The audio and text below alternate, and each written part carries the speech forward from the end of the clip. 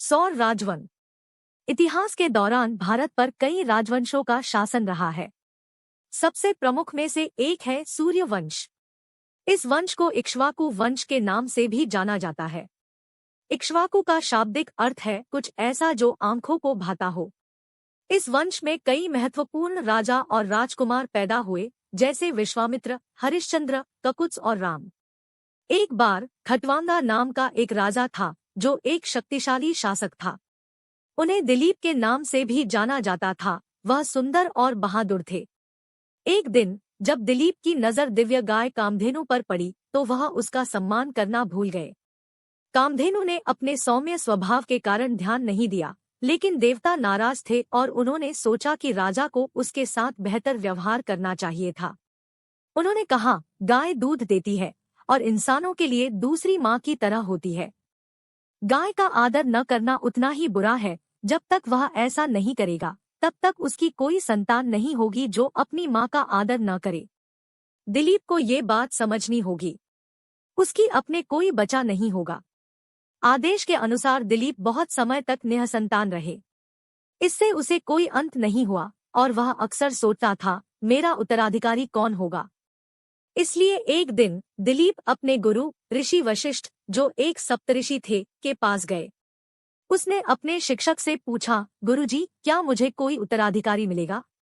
ऋषि ने उनके प्रश्न का सीधा उत्तर नहीं दिया। इसके बजाय उन्होंने दिलीप से कहा, मैं तुम्हें अपनी कीमती गाय नंदिनी दे रहा हूँ। तुम्हें उसका ख्याल रखना होगा और उसकी रक्षा करनी चाहिए, और उसे केवल आप या आपकी पत्नी द्वारा ही खाना खिलाया जाना चाहिए। आपको यह कार्य अपने नौकरों को नहीं सौंपना चाहिए और इसलिए आपको कुछ समय के लिए अपने महल से दूर रहना चाहिए, क्योंकि वहां आपकी राजसी जिम्मेदारियां आपको उसकी देखभाल करने की अनुमति नहीं देंगी। यदि नंदिनी के प्रति आपकी भक्ति शुद्ध और पूर्ण है और आप उसकी अच्छी देखभाल करने में सफल होते हैं तो आपकी इच्छा पूरी होगी। इसलिए दिलीप ने ऋषि की सलाह मान ली और अपनी पत्नी सुदक्षिणा के साथ जंगल में एक छोटी सी कुटिया में चले गए, जहां उन्होंने खुद को गाय के लिए समर्पित कर दिया। वह उसे हर दिन नहलाता था और चराने के लिए ले जाता था, जबकि उसकी पत्नी उसके शेड की सफाई करती थी, उसे दूध पिलाती थी और नंदिनी की अन्य जरूरतों का ध्यान रखती थी। जैसे जैसे समय बीतता गया, दिलीप और नंदिनी के बीच संबंध इस हद तक विकसित हो गए कि वे अविभाज्य हो गए। एक दिन नंदिनी उस मैदान में चरने के लिए दिलीप के आगे आगे चल रही थी जहां वे पहले नहीं गए थे।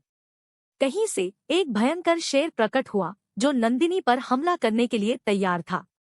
तुरंत दिलीप ने अपना धनुष बाण निकाला और नंदिनी की रक्षा के लिए उसके सामने खड़ा हो गया।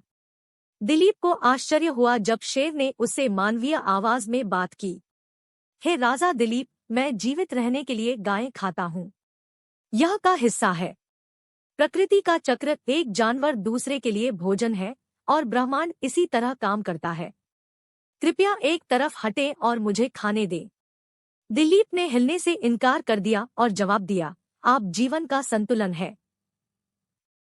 लेकिन मैंने अपने शिक्षक को अपना वचन दिया है कि मैं नंदिनी की रक्षा करूंगा और मैं हर परिस्थिति में अपना कर्तव्य पूरा करूंगा। काफी देर तक चर्चा चलती रही, लेकिन वे किसी सहमति पर नहीं पहुंच सके। आखिर में दिलीप ने कहा, अगर आपकी भूख बेकाबू है तो मुझे खा लीजिए। मैं मर भी जाऊं तो कोई फर्क नहीं पड़ता, लेकिन आपको नंदिनी को बिना किसी नुकसान के जाने देना चाहिए। शेर अधीरता से दहाड़ने लगा। मूर्ख मत बनो,